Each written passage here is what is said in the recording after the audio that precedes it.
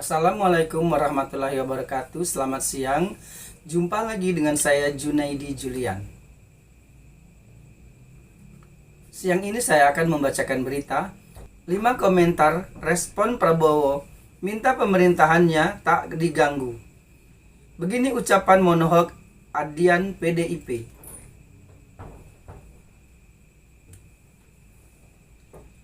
Sejumlah pihak merespon ucapan Presiden terpilih 2024-2029 Prabowo Subianto agar pihak-pihak yang tidak mau bekerja sama agar tak mengganggu saat dirinya menjabat. Tribunsnews.com menghimpun 5 komentar dari politisi hingga pengamat politik terkait ucapan Prabowo tersebut. Diketahui Prabowo Subianto menyindir pihak yang tidak mau diajak kerjasama dalam pemerintahannya mendatang. X dan Jen Kopassus itu pun meminta pihak itu tidak mengganggu saat dirinya sudah dilantik. Hal itu disampaikan Prabowo saat memberikan sambutan dalam acara BIMTEK dan Rakornas Pilkada PAN di Hotel JS Luansa, Jakarta Selatan, Kamis 9 Mei 2024 malam. Mulanya Prabowo berbicara dirinya ingin bekerja sama dengan berbagai latar belakang untuk menghadapi tantangan bangsa ke depan. Hal ini bisa tercapai jika semua pihak bisa bersatu. Sekarang bagaimana yang baik-baik dari semua latar belakang bisa kerjasama? Ini pelajaran sejarah. Indonesia tidak bisa dibendung. Kecuali elit Indonesia tidak bisa atau tidak mau kerjasama. Kuncinya itu, ucap Prabowo. Lalu, Prabowo pun menyinggung pihak yang tidak mau diajak kerjasama dalam pemerintahannya mendatang. Dia pun meminta pihak itu tidak mengganggu jalannya pemerintahan. Saya akan berjuang terus bersama semua kekuatan yang mau diajak kerjasama. Yang tidak mau diajak kerjasama tidak apa-apa. Kalau ada yang mau nonton di pinggir jalan, katanya. Silakan jadi penonton yang baik. Tapi kalau sudah tidak mau diajak kerjasama, ya jangan mengganggu orang lagi mau kerja kok. Kita mau kerja, kita mau amankan kekayaan bangsa Indonesia, sambungnya. Lebih lanjut, Prabowo pun menyatakan pihaknya sedang memperjuangkan agar nantinya tidak ada masyarakat Indonesia yang mengalami kelaparan. Kita mau hilangkan kelaparan. Tidak boleh ada orang Indonesia yang lapar. Tidak boleh ada anak-anak Indonesia yang nangis karena tidak makan. Tidak boleh. Saya yakin saudara tidak terima. Saya malu. Saya dikasih pangkat jenderal oleh rakyat. Saya dipilih oleh rakyat. Siang dan malam kita berpikir. Saya berpikir bagaimana rakyat Indonesia tidak ada yang lapar, ujarnya. 1. Adian Apitupulu sebut bahaya. Politisi PDI Perjuangan Adian Apitupulu memberikan komentar mengenai pernyataan Presiden terpilih Prabowo Subianto yang berujar supaya pemerintahnya nanti jangan diganggu. Adian mengatakan menggunakan kata mengganggu itu sangat subjektif karena tidak ada alat ukurnya. Nggak ada yang bisa baca, nggak ada. Karena bahasa mengganggu itu sangat subjektif. Nggak ada alat ukurnya, tutur Ardian dalam acara Satu Meja di Kompas TV, Rabu 15 Mei 2024. Ia lantas menyebut, berbahaya ketika berbicara mengenai hubungan antar anak bangsa dengan alat ukur yang subjektif. Menurut Ardian, mengganggu dan terganggu itu tidak ada alat ukurnya.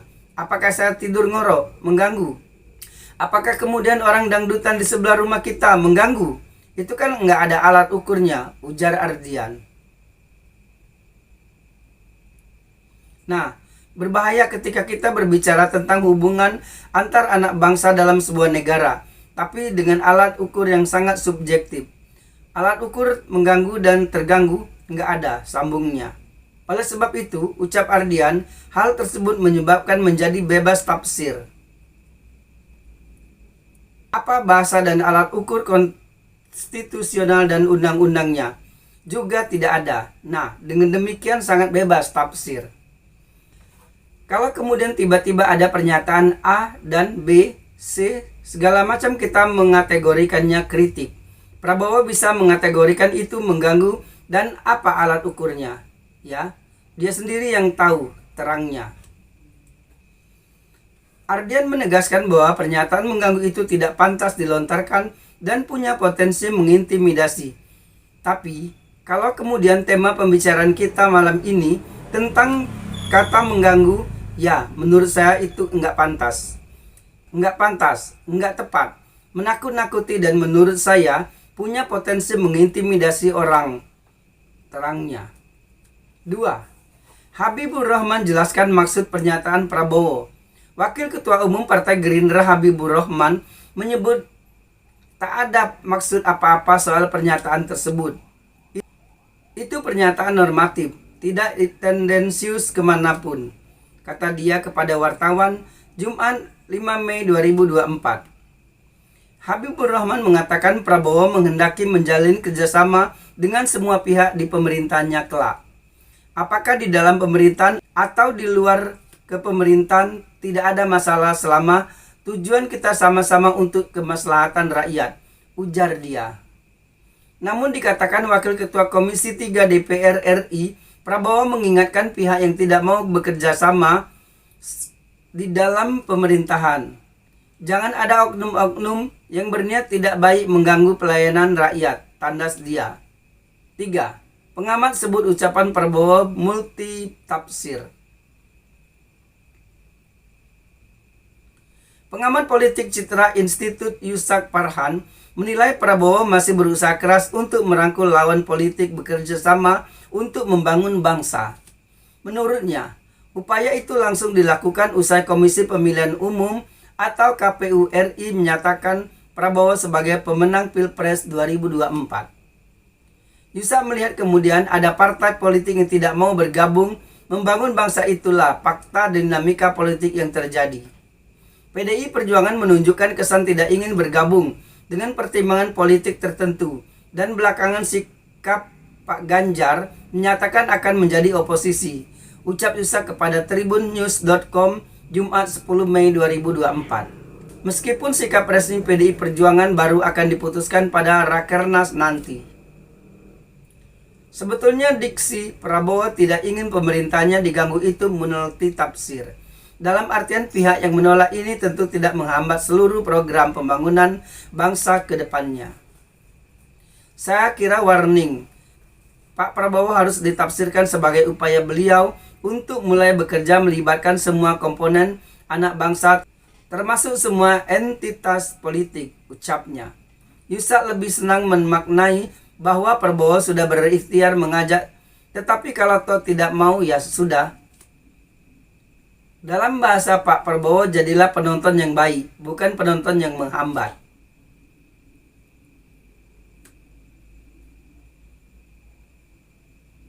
Kecuali Pak Prabowo tidak mengajak, itu lain lagi konteksnya dalam hal anggapan pemimpin otoriter, ucapnya. 4. Mardani PKS sebut cukup dikontrol. Ketua DPP PKS Mardani Alisera merespon pernyataan Prabowo yang meminta pihak-pihak yang tidak mau bekerja sama agar tak mengganggu pemerintah. Menurut Mardani, pemerintah hanya cukup dikontrol. Pemerintahan jangan diganggu, kontrol saja, kata Mardani kepada wartawan Sabtu 11 Mei 2024. Mardani menilai fungsi kontrol terhadap pemerintah perlu diperkuat. PKS selama 10 tahun pemerintahan Jokowi selalu istiqomah. Jadi oposisi yang kritis tapi konstruktif, tandasnya. 5. PKB khawatir.